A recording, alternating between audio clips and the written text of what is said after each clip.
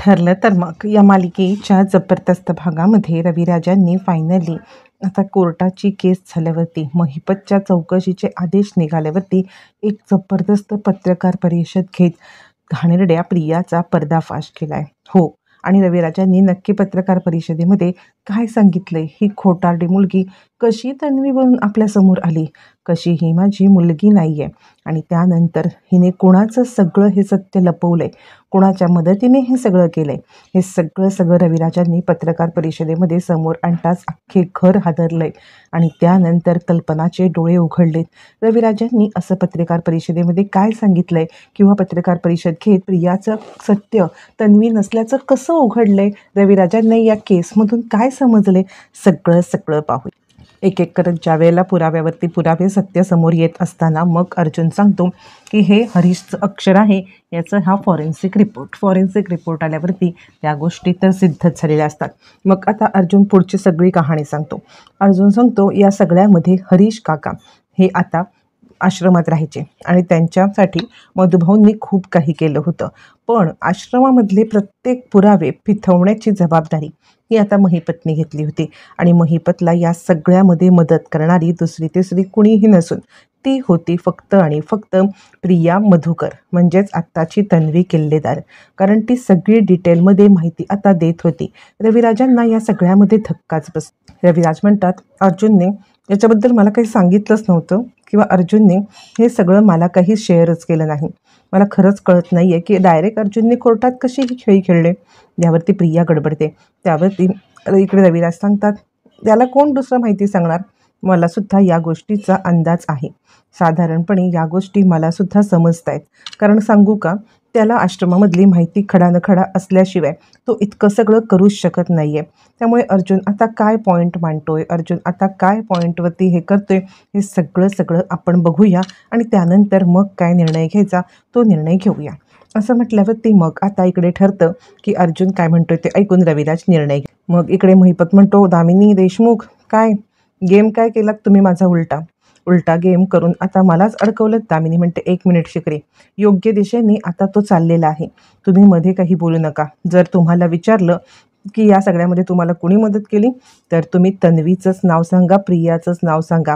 कारण ही केस डायव्हर्ट होणं सध्याच्या घडीला महत्त्वाचं आहे. तुम्ही जर का ही केस डायव्हर्ट करण्यासाठी माझी मदत करा. जी काही चुका आपल्याकडून घडल्यात त्या चुका आपण सुधारू. महिपत शिकरे म्हणतो, मी तुम्हाला केस सुरू झाली तेव्हाच म्हटलं होतं की या सगळ्यामध्ये आता तुमच्यापेक्षा अर्जुन सुभेदार हुशार आहे. यावरती आता इकडे सांगायला लागते दामिनी, तुम्हाला काय वाटतं शिकरे, माझा बॅकअप प्लॅन तयार नाही आहे, माझा बॅकअप प्लॅन तयार आहे, आता बघा पुढचं हे.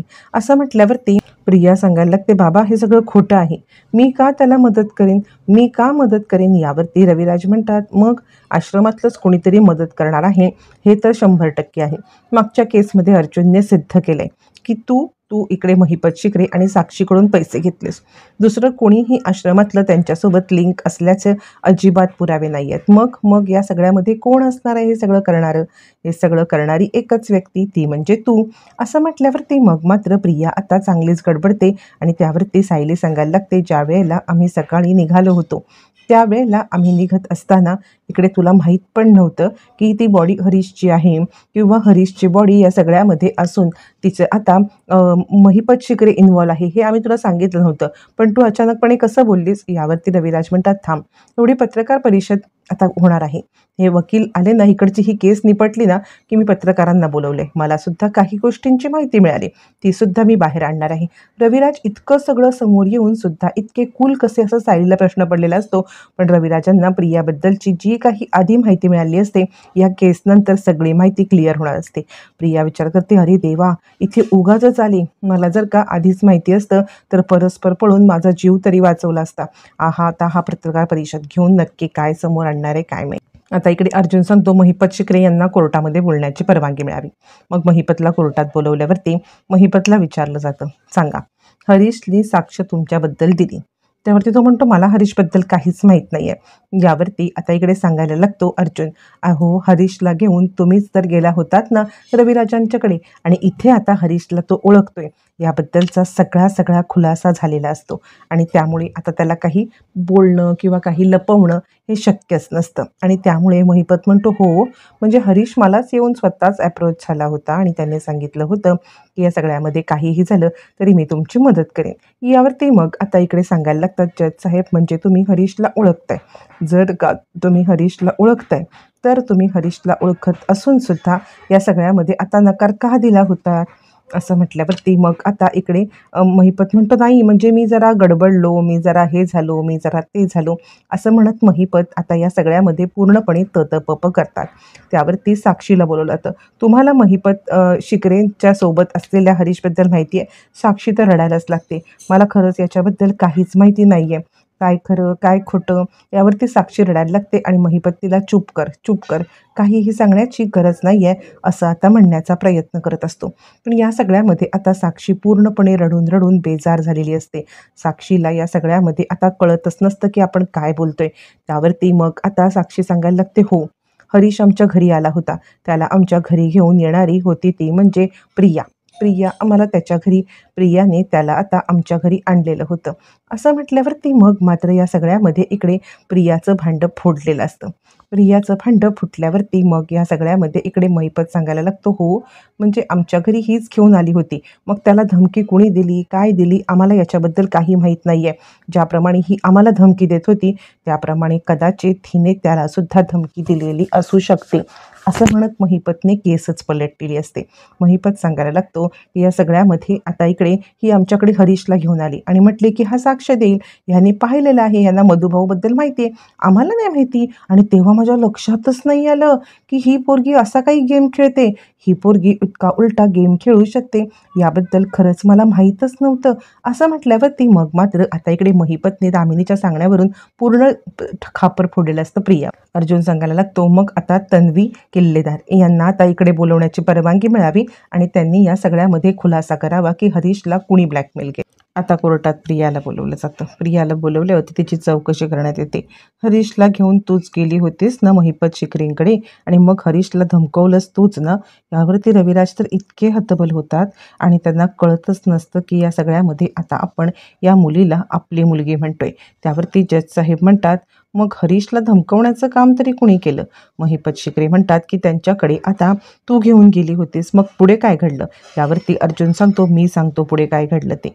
या सगळ्यामध्ये आता तन्वी किल्लेदार ही हरीशला घेऊन ज्या वेळेला महिपतकडे गेली तेव्हा महिपतने त्यांना आता खोटी साक्ष द्यायला लावली. त्यानंतर तन्वी किल्लेदार ही रविराजांच्याकडे हरीशला घेऊन आली. हरीशला घेऊन आल्यावरती ती त्यांची मुलगी असल्यामुळे त्यांनी या सगळ्यावरती पूर्णपणे विश्वास ठेवला आणि विश्वास ठेवून त्यांनी आता तिला सांगितलं की हरीश मला भेटायला आला तरी चालेल.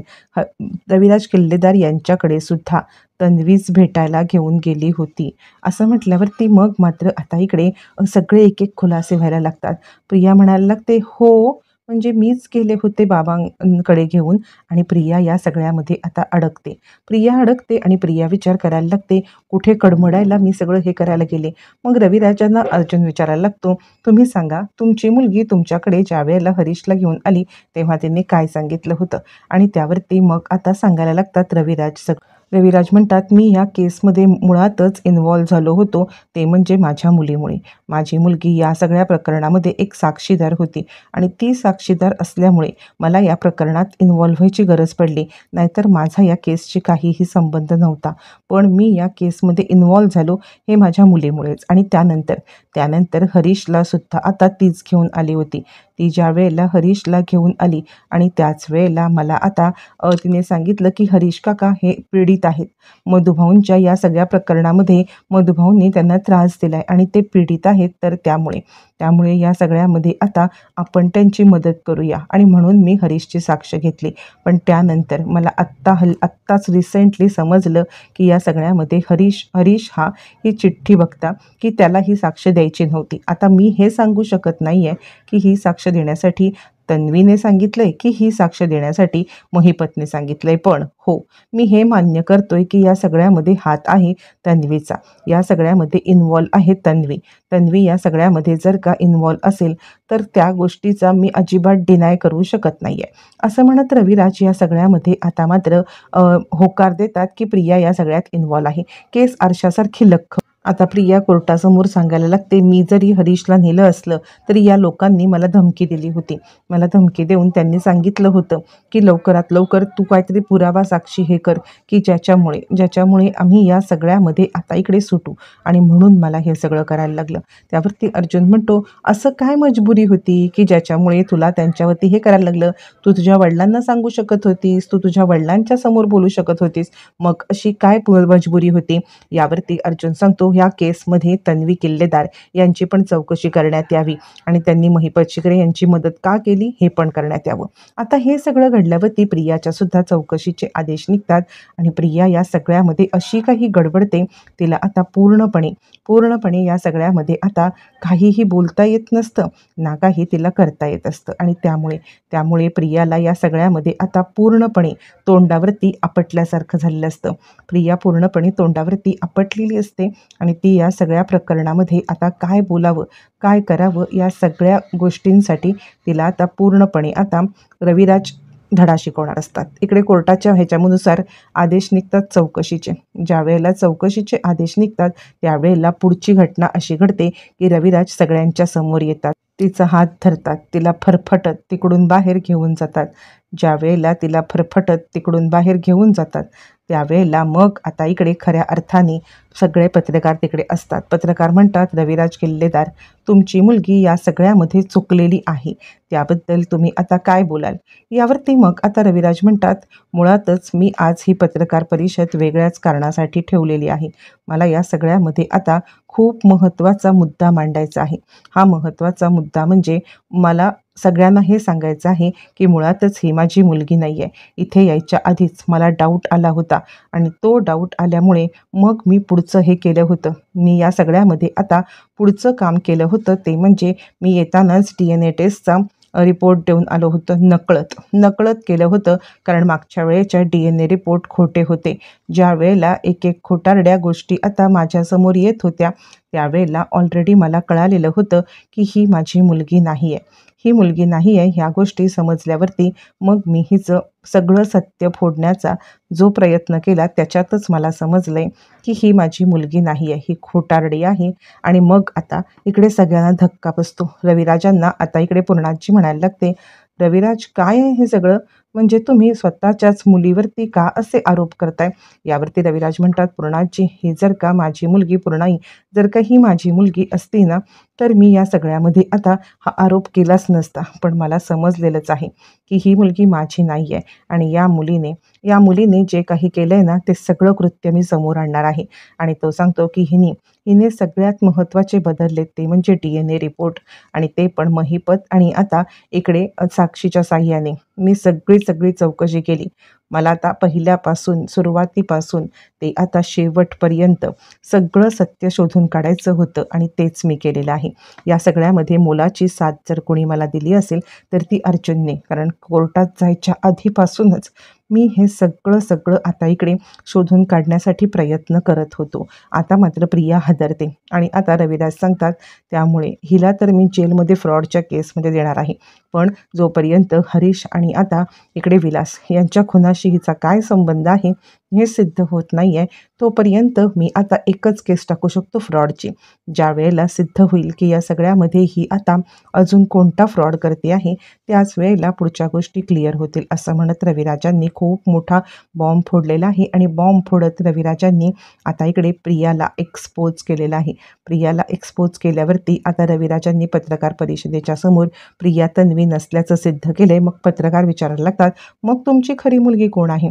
रविराज म्हणतात, त्यासुद्धा संदर्भामध्ये मी अनेक पुरावे साक्षी गोळा केलेले आहेत आणि त्यासुद्धा संदर्भात मला लवकरात लवकर समजेल की नक्की आता माझी खरी मुलगी कोण आहे. ज्या वेळेला समजेल त्यावेळेला मी सगळं सत्य जगासमोर आणणार आहे. तोपर्यंत माझा शोध चालू आहे. शोध कोणत्या मार्गाने चालू आहे हे मी सांगणार नाही.